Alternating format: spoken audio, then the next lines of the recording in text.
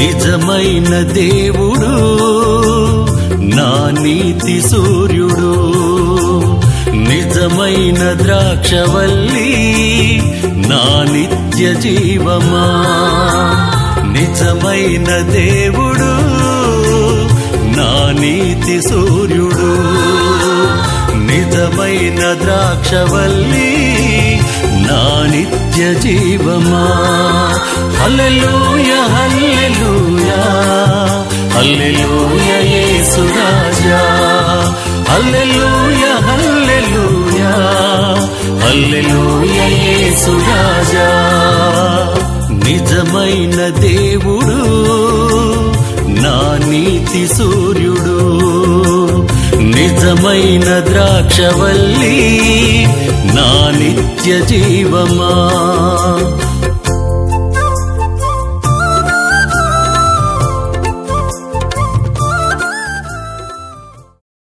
నిజమైన ప్రేమ అను మా టీవీ కార్యక్రమంను వీక్షిస్తున్న మీ అందరికీ ప్రభువైన యేసుక్రీస్తు నామమున వందనములు.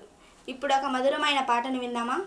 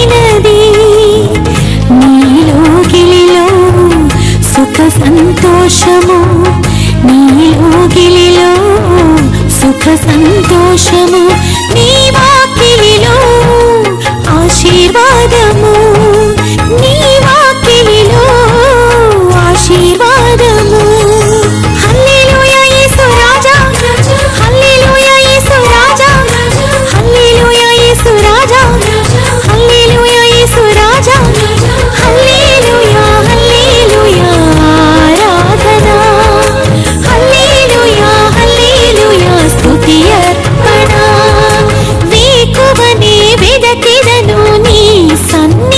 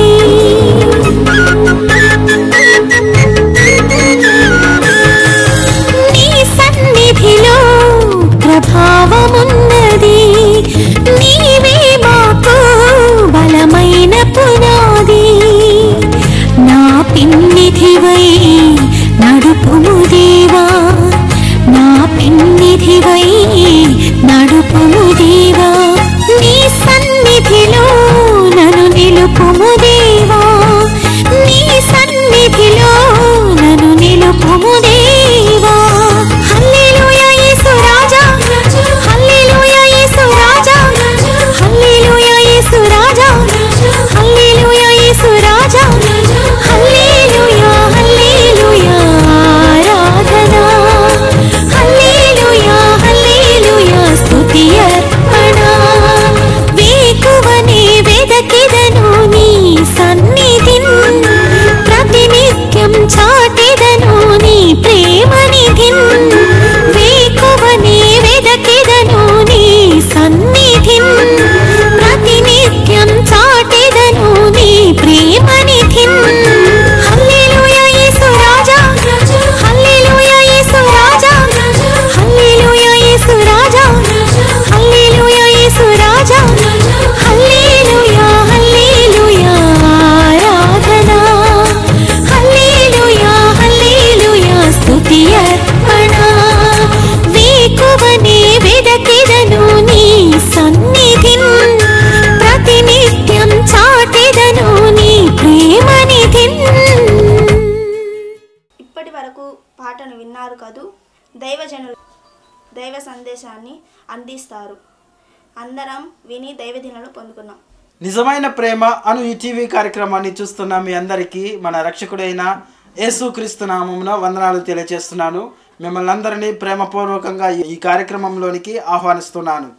మనము బైబిల్ గ్రంథాన్ని గనక పరిశీలిస్తే బైబిల్ గ్రంథంలో దేవుడు ఎన్నో అద్భుతమైనటువంటి ఆశీర్వాదాలను, ఎన్నో నిగూఢమైనటువంటి సత్యాలను దాచి ఉంచాడు. మనము వాటిని పరిశీలించి మనము వెదికినట్లయితే ప్రతి ఒక్క విషయము దేవుడు మనకి క్లుప్తంగా బోధించగలుగుతాడు. అందుకే దేవుని గ్రంథం తెలియజేస్తుంది, యెహోవా గ్రంథమును పరిశీలించి చదువుకొనుడి అని. అలాగే యేసు ప్రభు అంటాడు, వెదకుడి నేను దొరుకుదును అని చెప్పేసి దేవుని వాక్యం సెలవిస్తుంది. అంటే మనము ప్రభువైన యేసుక్రీస్తుని జీవ గ్రంథమైనటువంటి బైబిల్లో మనము సజీవుణ్ణి వెతకాలి. మనము వెతికినట్లయితే అనేకమైనటువంటి గొప్ప గొప్ప లక్షణాలు, గొప్ప గొప్ప విషయాలను మనము తెలుసుకోగలుగుతాం. అయితే ఈ అత్యంత ఆధునికకరణమైనటువంటి సమాజంలో మన కుటుంబము, మన జీవితాలు ఏ విధంగా దేవునితో సంబంధం కలిగి ఉన్నాయి అనేటువంటి విషయాన్ని మనము ఈరోజు తెలియచేసుకుందాం. అయితే బైబిల్ గ్రంథంలో అనేక రకాలైనటువంటి కుటుంబాలు ఉన్నాయి. దేవుడు మానవుణ్ణి సృష్టించినప్పుడు మొట్టమొదటిగా దేవుడు ఒక కుటుంబాన్ని ఏర్పాటు చేశాడు. ఆ కుటుంబంతో దేవుని సహవాసం ఉంది. అంటే దేవుడు వ్యక్తిగా కలిసి ఉన్నాడు, ఒక వ్యక్తితో సంబంధం కలిగి ఉన్నాడు. అట్ ది సేమ్ టైం ఒక కుటుంబంతో ఆయన సంబంధాన్ని కలిగి ఉన్నాడు. అంటే ఈ కుటుంబాలుగా దేవునికి సంబంధం కలిగి ఉండాలి, దేవునితో రిలేషన్షిప్ కలిగి ఈ లోకంలో జీవించి ఉండాలి. మనకి టెక్నాలజీ, అనేక రకాలైనటువంటి ఆధునికకరణమైనటువంటి వసతులు ఈ లోకంలోకి వచ్చినప్పటికీ దేవుడి మాత్రము కుటుంబాల మీద, మనుషుల మీదే ఆధారపడి వారితో సంబంధాన్ని కలిగి ఎక్కువగా వారిని ప్రేమిస్తూ ఉంటాడు దేవుడు. అయితే బైబిల్ గ్రంథంలో చూస్తే మనకు అనేక రకాలైనటువంటి కుటుంబాలను మనము చూడగలుగుతాం. వాటిలో మీకు ఒక కుటుంబం గురించి చెప్పాలని నేను ఎంతో ఆశపడుతున్నాను. ఆ కుటుంబం ఏంటో బైబిల్ గ్రంథంలో పరిశీలిద్దాము. పరిశుద్ధ గ్రంథంలో నుంచి అపోస్తుల కార్యము 5వ అధ్యాయాన్ని పరిశీలిద్దాం. అపోస్తుల కార్యములు మీకు దగ్గరలో బైబిల్ అందుబాటులో ఉంటే దయచేసి బైబిల్ చూడవలసిందిగా ప్రభువును మనం చేస్తున్నాను. అపోస్తుల కార్యము 5వ అధ్యాయము 1వ వచనం నుంచి నేను చదువుతున్నాను, జాగ్రత్తగా పరిశీలించండి. అననీయ అను ఒక మనుషుడు తన భార్య అయిన సపేరాతో ఏకమై పొలమమ్మేను. భార్య ఎరుకనే వాడు తన వెలలో కొంత దాచుకొని కొంత తెచ్చి అపోస్తలుల పాదముల యొద్ద పెట్టాను. అప్పుడు పేతురు, అననీయ, నీ భూమి వెలలో కొంత దాచుకొని పరిశుద్ధాత్మను మోసపుచ్చుటకు సాతాను ఎందుకు నీ హృదయమును ప్రేరేపించెను? దేవుడి వాక్యాన్ని మన వినికిల్లో దీవించిన గాక. మీరు ఇక్కడ కనుక చూస్తే ఇద్దరు దంపతులు కనబడుతున్నారండి. ఇక్కడ మనకి అననీయ, సపేరా అనేటువంటి ఇద్దరు దంపతులు, మంచి ఆదర్శమైనటువంటి దంపతులు. అపోస్తలులు చెప్పినటువంటి బోధ యందు లక్ష్యముంచి అపోస్తలులు చెప్పేటువంటి వాక్యాలను జాగ్రత్తగా పరిశీలించి దేవుని గొప్పతనాన్ని తెలుసుకొని దేవునికి లోబడి జీవించాలని నిర్ణయించుకున్నారు. చాలా మంచి నిర్ణయాన్ని ఈ కుటుంబం తీసుకుంది. మంచి దంపతులు. ఎందుకు మంచి దంపతులు అంటున్నానంటే వీరు ఏ పని చేసినా కలిసి చేశారు. వీరు ఇక్కడ ఏకముగా కలిసి చేశారు. ప్రస్తుత కాలంలో కుటుంబాలను కనుక పరిశీలిస్తే భార్యాభర్తలు చేసేటువంటి పనులు చాలా డిఫరెంట్గా ఉంటాయి. భార్య తూర్పు వైపుకు వెళ్తే భర్త దక్షిణం వైపుకి వెళ్తూ ఉంటాడు. అంటే వారు కలిసి ఏక మనసు కలిగినటువంటి వారుగా ఉండరు. దేవుడు బైబిల్ గ్రంథంలో మానవుని పురుషుని స్త్రీని జత చేసినప్పుడు చెప్పినటువంటి మాట ఏంటంటే వీరు ఏక శరీరులై ఉందురు. అంటే వారికి they have must only one heart. అంటే వాళ్ళు తీసుకునేటువంటి నిర్ణయము ఒకే రకంగా ఉండాలి. భార్యకు ఎటువంటి ఆలోచన వస్తుందో భర్తకు అలాంటి ఆలోచన రావాలి.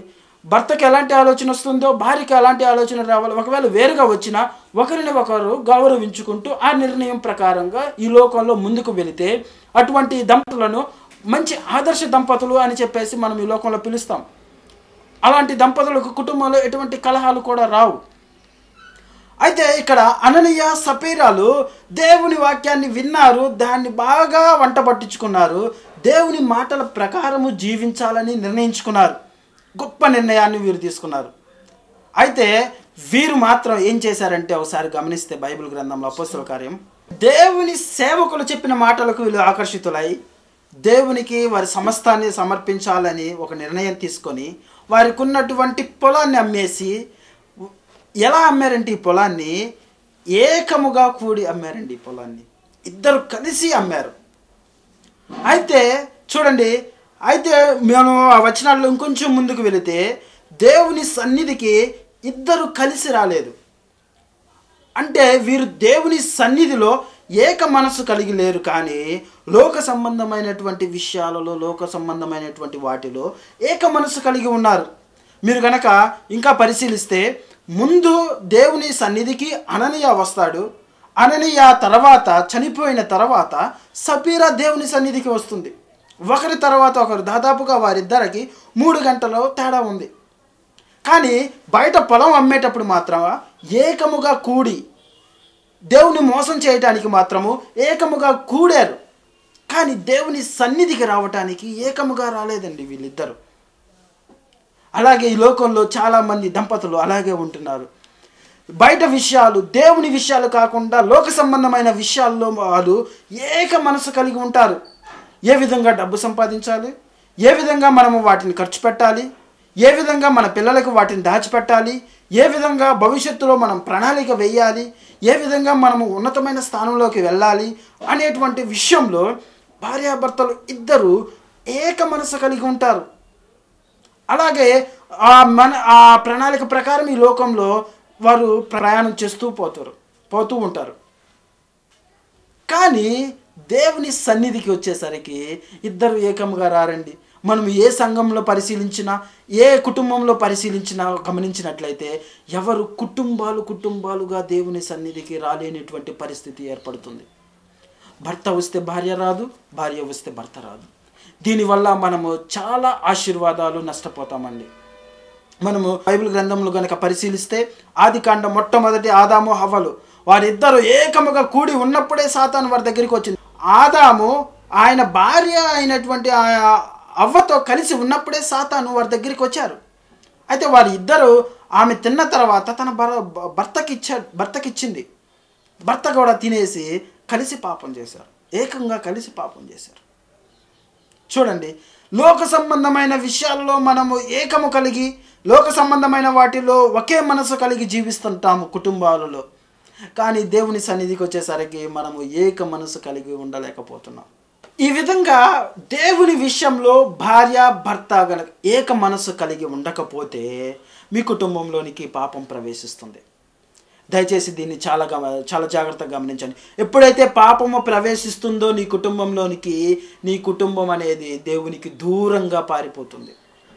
నీ పిల్లలు దేవునికి దూరంగా వెళ్ళిపోతారు. నీలో ఉన్నటువంటి ప్రేమ, నీలో ఉన్నటువంటి దేవుని ప్రేమ నీ నుంచి దూరంగా వెళ్ళిపోతుంది. తద్వారా ఏమో సంభవిస్తుందంటే కుటుంబంలో మరణాలు సంభవిస్తాయి. కాబట్టి లోక సంబంధమైనటువంటి వాటి విషయంలోనే కాదు మనం ఏకత్వం కలిగి ఉండాల్సిందే, దేవుని విషయంలో కూడా మనము ఏకత్వముగా ఉండాలి. కుటుంబాలుగా కలిసి దేవుని సన్నిధికి రావాలి, దేవునిని ఆరాధించాలి. నీ పూర్ణ హృదయంతో, నీ పూర్ణ ఆత్మతో, నీ పూర్ణ శక్తితో నీ దేవుడైన యెహోవాను పూజించాలి, సేవించాలి అని దేవుని వాక్యం సెలవిస్తూ ఉండగా నీ కుటుంబంతో నీవు పరిపూర్ణమైనటువంటి వానిగా నీవు దేవునిని ఆరాధించాలి. అయితే ఇక్కడ అననీయ సపీరాలు దేవుని సన్నిధికి కలిసి రాలేదండి. ఒకవేళ వీరు దేవుని సన్నిధికి కలిసి వచ్చి ఉంటే సపీరా ప్రాణము మిగిలి ఉండేదేమో. సపీరా తన భర్త చనిపోయిన సంగతి ఆమెకి తెలిసి ఆమె దేవుని ఎదుట పశ్చాత్తాప పడేదేమో. చూసారా, దేవుని సన్నిధికి కలిసి రాకపోవటం వలన అననీయ చనిపోయాడు. ఆ సంగతి తన భార్యకు తెలియక ఆమె కూడా దేవుని సన్నిధిలో అబద్ధమాడింది. ఇక్కడ వీరు చేసినటువంటి తప్పులు ఏంటంటే లోక సంబంధమైనటువంటి విషయాలలో ఏకత్వాన్ని కలిగి ఉన్నారు, దేవుని విషయంకి వచ్చేసరికి ఏకత్వాన్ని కలిగి లేరు. మరో కుటుంబాన్ని బైబిల్ గ్రంథంలో మీకు చూపిస్తానండి. ప్రతి ఒక్క విషయంలో ఈ దంపతులు ఎంతో శ్రద్ధగా దేవుని విషయంలో కలిసి ఏకత్వముగా వీరు వ్యవహరించారు. తద్వారా వారు ఆ లోకంలో ఎంతో ఆశీర్వదించబడ్డారు. బైబిల్ గ్రంథంలో, పాత నిబంధన గ్రంథంలో అబ్రహాము శారాను గనక గమనిస్తే అబ్రహాము శారాలు ఇద్దరు ఏక మనసు కలిగి ఉన్నారు. ఇటు లోక విషయంలో మాత్రమే కాదు, దేవుని విషయంలో కూడా ఏక మనసు కలిగి ఉన్నారు. బైబిల్ గ్రంథంలో ఆది కాండంలో కనుక పరిశీలిస్తే అబ్రహాము ముగ్గురు దేవ సేవకులని తన గృహానికి ఆహ్వానిస్తారు. తన గృహానికి ఆహ్వానిస్తే శారా ఆ దైవ సేవకులకి, ఆ దేవుని దేవదూతలకి పరిచర్య చేయటానికి శారా తన భర్తతో ఏకముగా కూడి ఆ దేవుని దూతలకు పరిచర్య చేసింది. చూడండి ఎంత గొప్ప ఆశీర్వాదం అండి. దేవుని సన్నిధికి కుటుంబముగా తిరిగి రావటం, కుటుంబముగా రావటం అనేది ఎంత గొప్ప ఆశీర్వాదం. మీరు అనుకుంటారు, నేను నా భార్య నాతో కలిసి రావట్లేదు, నా భర్త నాతో కలిసి రావట్లేదు, నా పిల్లలు నాతో రావట్లేదు, నా మాట వినటం లేదని మనం అనుకోవచ్చు. కానీ మనము కుటుంబాలుగా దేవుని సన్నిధికి రావాల్సినటువంటి బాధ్యత మన పైన ఉన్నది. కాబట్టి తద్వారా ఎన్నో ఆశీర్వాదాలు అబ్రహాము ఆ విధంగా చేయటం ద్వారా అబ్రహాము కుటుంబంలో కుమారులు కుమార్తెలు సంతానము లేనటువంటి దానిని దేవుడు తీసివేసి సమృద్ధి అయినటువంటి ఆశీర్వాదాన్ని అబ్రహాముకి దేవుడు అనుగ్రహించాడు. అయితే ఈ దంపతులు చేసినటువంటి ఇంకొక పొరపాటు ఏంటంటే వారు అమ్మినటువంటి పొలంలో కొంత తీసి దాచిపెట్టారండి. కొంత తీసి వారు దాచుకొని కొంత తీసుకొచ్చి దేవుని సన్నిధి, దేవుని సేవకుల యొద్ద పెట్టారు. అయ్యో, ఎన్నిసార్లు అపోస్తలులు చెప్పినటువంటి వాక్యాన్ని విన్నారో, ఎన్నిసార్లు దేవుడు చెప్పినటువంటి మాటలను, వారు చేసేటువంటి అద్భుత కార్యాలను ఈ అననీయ సపీరాలు చూసింటారో. అయినా సరే వారు దేవుణ్ణి చాలా తక్కువగా అంచనా వేశారండి. వారు అనుకొని ఉండొచ్చు, మేము పొలం అమ్మిన సంగతి ఎవరికి తెలియదు, దాన్ని ఎంతకు అమ్మామో ఎవరికీ తెలియదు, మేము దాచుకున్న విషయము ఎవరికి తెలియదు, ఏ విషయము ఎవరికి తెలియదు, మేము ఎంత ఇస్తే ఎవరు చూస్తున్నారులే అని ఎంత ఫూలిష్గా వాళ్ళు ఆలోచించుంటారండి. కానీ మన దేవుడు నిజమైనటువంటి దేవుడు, సజీవుడైనటువంటి దేవుడు. బైబిల్ గ్రంథంలో ఆది కాండం ఒకసారి పరిశీలిద్దామండి. ఆది కాండము 16వ అధ్యాయము 13వ వచనాన్ని పరిశీలిద్దాం ఒకసారి. అది చూచుచున్న దేవుడవు నీవే అను పేరు తనతో మాటలాడిన యెహోవాకు పెట్టెను. ఏలయనగా నన్ను చూచిన వాణి నేను ఇక్కడ చూచి తిని కదా అని అనుకొనెను. ఈ మాటలు చెప్తుంది ఎవరయ్యా అంటే హాగరు. ఈ హాగరు ఎవరయ్యా అంటే శారాకి దాసి. అయితే ఎప్పుడైతే ఈ దాసి అబ్రహాము వలన ఒక కుమారుణ్ణి కంటుందో శారాకి ఆమె మీద ఈర్ష్య కలుగుతుంది. ఈర్ష్య కలగడం వలన ఆమెను ఆ ఇంట్లో నుంచి వెళ్ళగొట్టాలి అని చెప్పేసి నిర్ణయం తీసుకోవటం వలన ఆ అబ్రహాము శారా మాటకు లోబడి ఆమెను అడవిలో వదిలేసి వెళ్తే ఆ పసివాడు ఏడ్పును, ఆమె పడుతున్నటువంటి కష్టాలను దేవుడు చూశాడు. అప్పుడు హాగరు దేవునికి పెట్టిన పేరేంటంటే చూచుచున్న దేవుడవయ్యా. మన దేవుడు ప్రతి ఒక్క విషయాన్ని చూస్తున్నాడు. మనం అనుకోవచ్చు, నేను చేస్తున్నటువంటి రహస్యమైనటువంటి పాపాన్ని ఎవరు చూడటం లేదులే అని. మనం అనుకోవచ్చు, నేను చేస్తున్నటువంటి మంచి కార్యాన్ని ఎవరు చూడటం లేదులే అని. కానీ నువ్వు మంచి చేయి చెడు చేయి ఏది చేసినా సరే మన దేవుడైనటువంటి